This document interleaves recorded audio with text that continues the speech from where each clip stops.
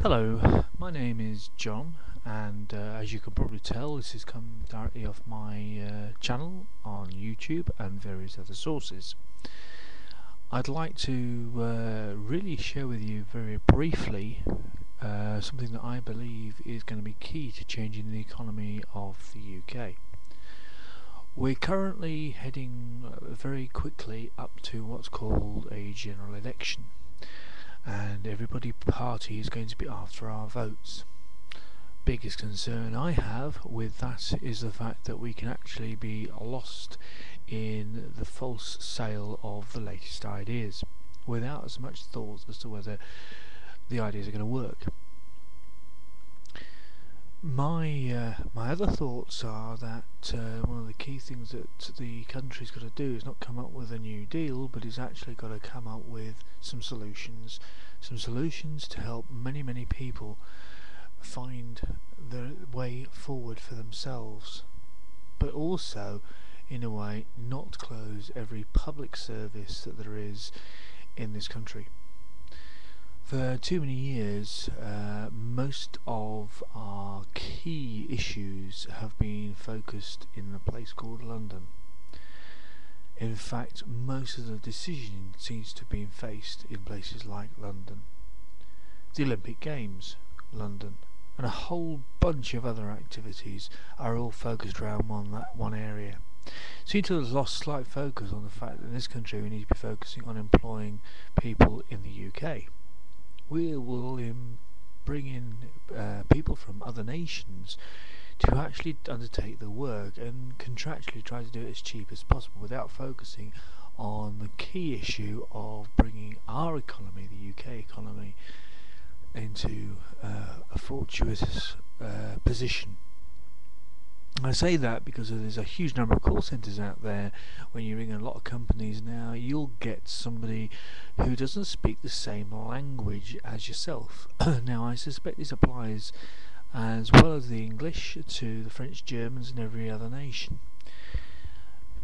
The businesses tend to have lost focus on you as a consumer and now seem to be focusing on them, trying to make money to suit their needs, which is all well and good for them, but it actually misses out on you as an individual.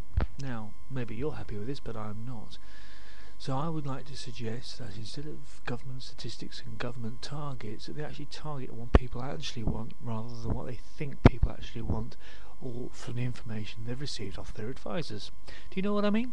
I come across targets all the time that actually don't have any relation at all to what the consumer wants. And we're all consumers. In fact, we're probably all voters. So if you're a voter, that's something that may be worth considering.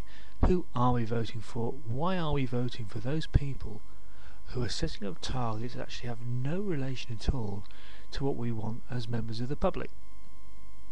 Are we being led into what's called a nanny state? Well, in my opinion, probably yes, because at the end of the day, a few select people will make decisions based on what certain key people say to them.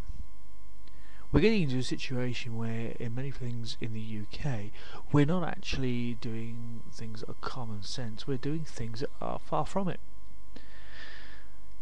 We're setting up rules that actually tie us in knots for no reason, but we let the big boys in the city get away with whatever because we don't like to really confront them. As politicians, most politicians probably do not like to confront those people that are going to look after them. I say that because in my personal strong belief, Mr Gordon Brown will probably be not elected as the next Prime Minister.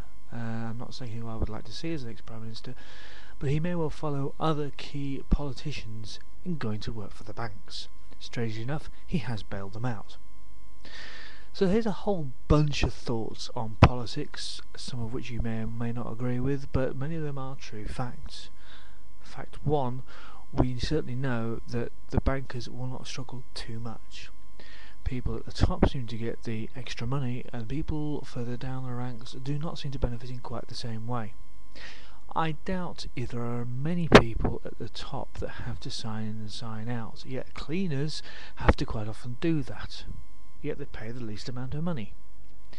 That's a little bit of a scary thought. They actually have as much responsibility as people at the top, despite the fact that those people at the top actually have the responsibility of looking after finances but get guaranteed bonuses.